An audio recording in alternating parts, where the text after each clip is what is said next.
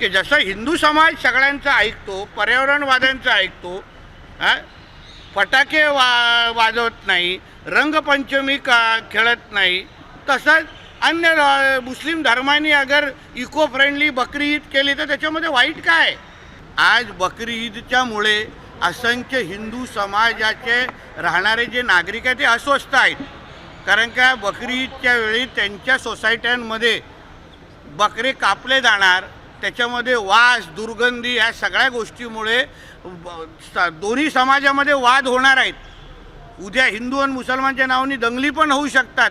क्योंकि वो टीवी के ऊपर मेरी आलोचना करते हैं, सामने आने के बाद हाथ जोड़ के खड़े रहते हैं. तो उनकी सबकी अगर जान बचानी है तो चलो अपन वर्चुअल बकरी ईद करते हैं. बहुत अलग अलग तरीके हैं, बहुत अलग अलग लोग वर्चुअल बकरी ईद करने की कोशिश करते हैं. उन्हें अपना सरनेम अभी ठाकरे बदल देना चाहिए और आदित्य खान, आदित्य शेख ऐसा कुछ रखेंगे ना तो उनसे मुंह से बातें फिर और अच्छी लगी. तो अभी बाला साहब का पोता इस तरीके की अगर बातें कर रहा होगा ना तो ठाकरे सरनेम लगाने के लिए वो लायक नहीं है. पॅरे खान यांनी म्हटलेलं की तुम्ही दोन जातीत तेढ निर्माण होईल असे वक्तव्य करतात आणि समजा राज्यात काही तेढ निर्माण झाली तर तुम्हाला ते त्यांच्याकडे असलेल्या अधिकाऱ्यांना कायद्यानं नोटीस देऊन चौकशीला बोलवतात. मुळामध्ये एका मोठ्या जबाबदार पदावर बसलेल्या व्यक्तीने जबाबदाऱ्यांनी भूमिका घेतलं पाहिजे असा मानणाऱ्यापैकी मी आहे. जेव्हा तुम्ही अल्पसंख्याचे जे काय महामंडळाचे अध्यक्ष असता तेव्हा खरं म्हटलं तर तुम्ही समाजाला, मुस्लिम समाजाला, अल्पसंख्याक समाजाला एकत्र कसं करू शकता, प्रबोधन कसं करू शकता, हिंदू मुसलमान कसं करू शकत नाही ह्यावर खरं म्हटलं तर तुम्ही भूमिका मांडली पाहिजे. आत्ता जी त्यांची भूमिका आहे ही खरं म्हटलं तर इस्लामला बदनाम करणारीच आहे अशी माझी भूमिका आहे. कारण का अशाच इको फ्रेंडली होळी करा, इको फ्रेंडली दिवाळी करा, फटाके मुक्त दिवाळी करा, असे असंख्य सल्ले हिंदू समाजाला दिले जातात. मग हिंदू समाज म्हणून आपल्या जे काही सणासुदी आहेत त्याचं फटाके वाजवण्याचं एक वेगळं महत्त्व आहे, रंग उडवणाऱ्या रंगपंचमीचे एक वेगळं महत्त्व आहे. त्या सगळ्याला बाजूला ठेवून इको फ्रेंडली ड्राय होळी काय, फटाके न वाजवण्याची भूमिका हिंदू समाज घेतोच ना.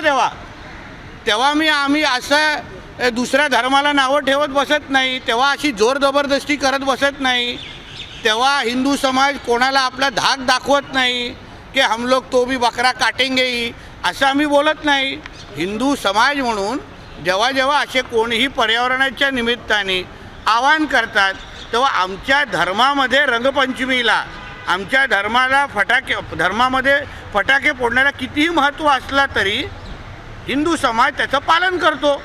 माझं म्हणणं आहे की तोच विचार मुसलमान समाजाने करावा एवढी माझी स्पष्ट भूमिका, आमची सल्ला होता तो. की जसं हिंदू समाज सगळ्यांचं ऐकतो, पर्यावरणवाद्यांचं ऐकतो, फटाके वाजवत नाही, रंगपंचमी खेळत नाही, तसंच अन्य मुस्लिम धर्मांनी अगर इको फ्रेंडली बकरी ईद केली तर त्याच्यामध्ये वाईट काय? उलट चांगलाच सल्ला आहे. ह्याच्यामध्ये हिंदू मुसलमान कसं होतं हे तरी दाखवावं. उलट जे काही तुम्ही विरोध करताय, इको फ्रेंडली जे सल्ले देताय, त्यांना जे काही तुम्ही नावं आणि शिव्या देताय, हिंदू मुसलमान जे करतायत ना, तुम्ही अप्रत्यक्ष पद्धतीने इस्लामच्या बाबतीमध्ये अजून गैरसमज पसरवताय की कोण अगर चांगला सल्ला देत असेल तर ते इस्लाममध्ये मान्य नाही. हेच ह्यांच्यासारखे लोक बाहेर येऊन दाखवत आहेत. त्यांनी असंही म्हटलं की तुम्ही फडणवीसांचं नाव चुकीच्या पद्धतीने कोट करता आणि महाराष्ट्र बर्बाद करायला तुम्ही महाराष्ट्रामध्ये अगर आपल्याला शांती आणि लॉ अँड ऑर्डर अगर आपल्याला कायद्याने सुव्यवस्था राखायचं असेल, आज बकरी ईदच्यामुळे असंख्य हिंदू समाजाचे राहणारे जे नागरिक आहेत ते अस्वस्थ आहेत. कारण का बकरी ईदच्या वेळी त्यांच्या सोसायट्यांमध्ये बकरे कापले जाणार, त्याच्यामध्ये वास, दुर्गंधी ह्या सगळ्या गोष्टीमुळे दोन्ही समाजामध्ये वाद होणार आहेत.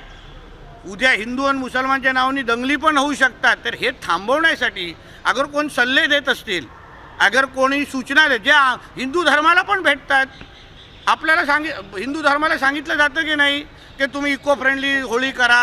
आता गणेश चतुर्थी आल्यावर तुम्ही अशीच मूर्ती बनवा, तशीच मूर्ती बनवा सांगितली जाते की नाही? तर हिंदू समाज तेव्हा असं येऊन आक्रोश दाखवतो का, राग दाखवतो का, जोर जबरदस्ती करतो का? काल अबू आझमी म्हटले हम बकरा काटेंगे, असा हिंदू समाजाने भूमिका घेतली. कोण कितना भी इको फ्रेंडली बोलेगा तो भी हम रंगपंचमी करेंगे, फटाके जोरदार बजाएंगे अशी भूमिका घेतली. म्हणजे हिंदू धर्माची विशालता आणि महत्त्व ह्याच्यातून आपल्याला कळतं.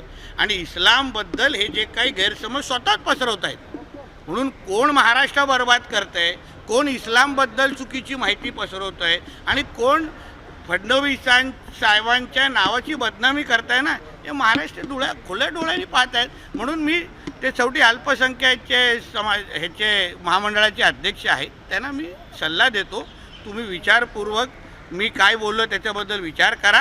आणि तुम्ही मुस्लिम समाजाला तुम्ही आह्वान करायला पाहिजे कि चलो नितेश राणे जी बोल रहे हैं वो अपने हित में बोल रहे हैं, अपन इको फ्रेंडली बकरी ईद मनाते हैं, वर्चुअल बकरी काटते हैं, असं बोललं तर काय चुकीचं ठरणार नाही. तुम्ही आता बोलतात की या बकरी ईदवरून जे आहेत ते राज्यामध्ये दंगली होऊ शकतात, असे की तुमच्याकडे इनपुट्स आहेत का? आणि अहो इनपुटचा शक्यता आहे, कारण का दोन समाजामध्ये तेढ निर्माण होऊ शकतात ना. आम्ही असल्यामुळे दंगली होण्याचं काही कारण राहत नाही, पण अशा दोन समाजामध्ये तेढ निर्माण होऊ शकतात ना. आता त्याच्यामुळे काही सोसायट्यांमध्ये लोक हिंदू समाज एवढं त्रासलेले आहेत की त्यांचं म्हणणं आहे की बाबा आपण बकरी इथे कापूच नाही. म्हणून अगर शांत पद्धतीने अगर आपल्याला महाराष्ट्र ठेवायचं असेल तर इको फ्रेंडली बकरी ईदचा पर्याय, जसं आम्ही इको फ्रेंडली होली हिंदू धर्म करतात, इको फ्रेंडली दिवाळी करतात, तसं इको फ्रेंडली बकरी ईद करण्यामध्ये काही चुकीचं नाही. देखिए ऐसा है उल्टा, देखिए उनको क्या करना है वो मैं नहीं रोक सकता, क्योंकि वो टीवी के ऊपर मेरी आलोचना करते हैं, सामने आने के बाद हाथ जोड़ के खड़े रहते हैं, ऐसा है. तो उनके वो क्या करने वाले वो मैं उनको, मगर मैं उनको अगर उन्होंने मेरे स्टेटमेंट के बारे में अच्छी तरह से सोचा और वो आज जिम्मेदार पोस्ट पे है, उन्होंने अगर अपने मुस्लिम धर्मियों को लोगों को एक पत्र लिख के अगर उन्होंने आह्वान किया कि चलो नितेश राणे जी बोल रहे हैं आज हम लोग को इस तरीके का पर्यावरण में एनवायरनमेंट फ्रेंडली अगर हम लोग बकरी ईद मना सकते हैं, पशु प्रेमी कितने बकरे काटे जाते हैं, तो इसको उनकी सबकी अगर जान बचानी है तो चलो अपन वर्चुअल बकरी ईद करते हैं. बहुत अलग अलग तरीके हैं, बहुत अलग अलग लोग वर्चुअल बकरी ईद करने की कोशिश करते हैं, उसमें गलत नहीं है. तो इसलिए अगर कल अल्पसंख्या अध्यक्ष ने अगर उस तरीके का आह्वान किया तो इस्लाम के बारे में लोगों को और सम्मान बढ़ेगा. ये गवर्नमेंट की राय है क्या वर्चुअल बकरी ईद मनाई जाए?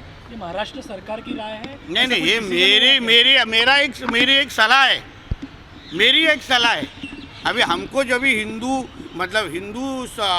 त्योहारों के पहले जो कोई हमको एडवाइस देते वो महाराष्ट्र गवर्नमेंट के माध्यम से आते हैं क्या? वो कोई तो सेलिब्रिटी आएंगे जो घर में कितने ही ज़्यादा किसी भी रंग से खेलेंगे, टीवी के सामने आके तुमको ड्राई होली बताएंगे आपको. हाँ, फिर फटाके बोलने वाले तो कोई संस्था है जो इस तरीके के सिर्फ हिंदू धर्म के त्योहार के पहले ही आते हैं, ऐसे बहुत सारे हैं. उनको वो क्या कोई गवर्नमेंट एफिलेटेड थोड़ी है. आदित्य ठाकरे ने कहा है कि सरकार का काम ये नहीं है कि कौन सा धर्म किस तरह से त्यौहार मनाए, सरकार का काम है कि जो 4 आतंकवादी पहलगाम से गायब हुए उन्होंने अपना सरनेम अभी ठाकरे बदल देना चाहिए और आदित्य खान, आदित्य शेख ऐसा कुछ रखेंगे ना तो उनसे मुंह से बातें फिर और अच्छी लगी. 2023 तो अभी बाला साहब का पोता इस तरीके की अगर बातें कर रहा होगा ना तो ठाकरे सरनेम लगाने के लिए वो लायक नहीं है. कल राहुल गांधी ने एक बयान दिया जिसमें वो कह रहे हैं कि नरेंद्र ने सरेंडर कर दिया. राहुल गांधी को अभी क्या उसके बारे में कम बोलेंगे तो उतना अच्छा है. नरेंद्र मोदी जी ने जो ऑपरेशन सिंदूर के माध्यम से जो उनकी कांग्रेस की सरकार सालों साल नहीं कर पाई, वो हमारे मोदी जी ने ऑपरेशन सिंदूर के माध्यम से हमारे बहनों की, माताओं की, बहनों की सिंदूर का रक्षा करने का काम ऑपरेशन सिंदूर के माध्यम से किया है. इसलिए राहुल गांधी जी को समझेगा नहीं, जो बहुत किधर किधर सरेंडर होते, अगर उसकी यादी हम लोग ने आपको दी ना तो उनको आप देश में लेंगे नहीं.